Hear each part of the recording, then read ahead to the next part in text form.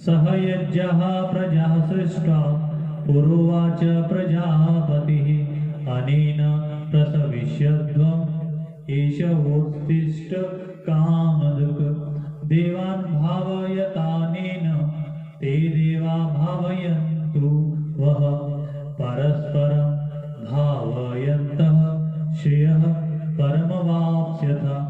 इसकी व्याख्या इस प्रकार है। ब्रह्मा जी प्रजा सृष्टि के रचयिता एवं उसके स्वामी हैं, अतः अपने कर्तव्य का पालन करने के लिए वे प्रजा की रक्षा तथा उसके कल्याण का विचार करते रहते हैं।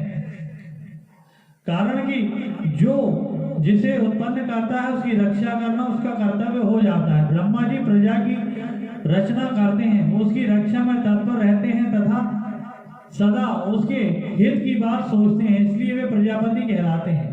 सृष्टि अर्थात सर्ग के आरंभ में ब्रह्मा जी ने कर्तव्य कर्मों की योग्यता और विवेक सहित मनुष्यों की रचना की है। अनुकूल और प्रतिकूल परिस्थिति का सदुपयोग कल्याण करने वाला है, इसलिए ब्रह्मा जी ने अनुकूल प्रतिकूल परिस्थिति का सदुपयोग करने के लिए विवेक साथ देकर ही मनुष्यों की रचना की है। सत असत का विचार करने में असमर्थ पशु पक्षी वृक्ष आदि के द्वारा स्वाभाविक परोपकार होता है, किंतु मनुष्य को भी भगवत कृपा से विशेष विवेक शक्ति मिली हुई है। अतः यदि वह अपने विवेक को महत्व देकर अकर्तव्य न करे तो उसके द्वारा भी स्वाभाविक लोक हितार्थ कर्म हो सकते हैं।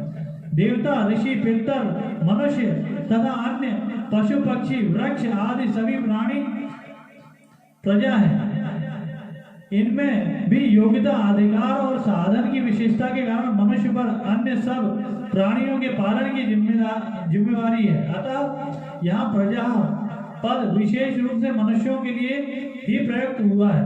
कर्मयोग अनादिकाल से चला आ रहा है। चौथे अध्याय के तीसरे श्लोक में पुरातन पद से भी भगवान कहते हैं कि कर्मयोग बहुत काल से प्रायः लुप्त हो गया था, जिसको मैंने तुम्हें फिर से कहा है। उसी बात को यहाँ भी पुरा पद से दूसरी रीति से कहते हैं कि मैंने ही नहीं प्रत्युत ब्रह्मा जी ने भी सर्ग के आदिकाल में कर्तव्य सहित प्रजा को रचकर उनको उसी कर्मयोग का आचरण करने की आज्ञा दी थी। तात्पर्य यह है कि कर्मयोग निस्वार्थ भाव से कर्तव्य कर्म करने की परंपरा अनादिकाल से चली आ रही है, यह कोई नई बात नहीं है।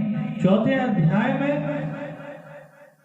24वें से 30वें श्लोक तक परमात्मा प्राप्ति के जितने साधन बताए गए वे सभी यज्ञ के नाम से कहे गए हैं, जैसे द्रव्य यज्ञ, तप यज्ञ, योग यज्ञ, प्राणायाम आदि। प्रायः यज्ञ शब्द का अर्थ हवन से संबंध रखने वाली क्रिया के लिए ही प्रसिद्ध है, परंतु गीता में यज्ञ शब्द शास्त्र विधि से की जाने वाली संपूर्ण विहित क्रियाओं का वाचक भी है।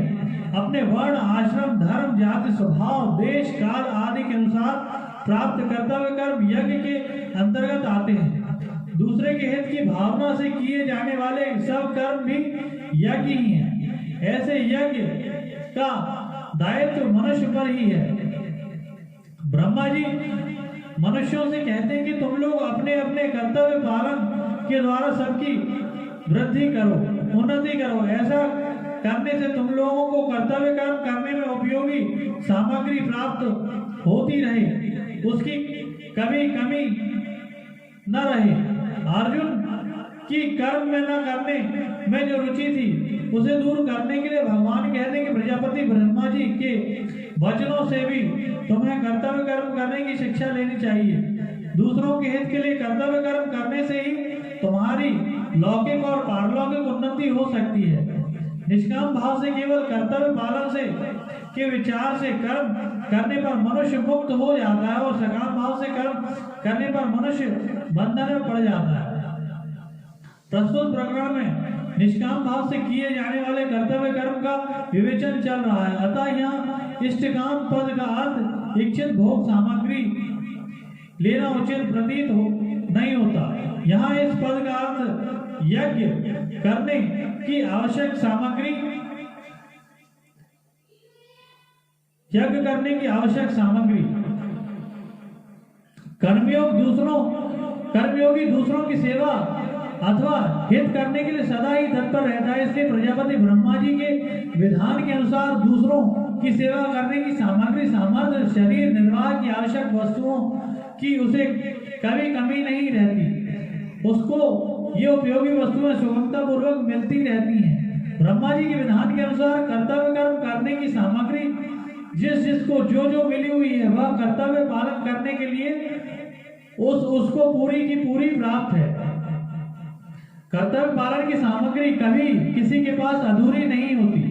ब्रह्मा जी के विधान में कभी फर्क नहीं पड़ सकता, क्योंकि जब उन्होंने कर्तव्य कर्म करने का विधान निश्चित किया है, तब जितने से कर्तव्य का पालन हो सके उतनी सामग्री देना भी उन्हीं पर निर्भर है। वास्तव में मनुष्य शरीर भोगने के लिए नहीं है ही नहीं, इसलिए सांसारिक सुखों को भोगो ऐसी आज्ञा विधान किसी भी शास्त्र में नहीं है। कर्मयोगी सदा देने का ही भाव रखता है, लेने का नहीं, क्योंकि लेने का भाव ही बांधने वाला है।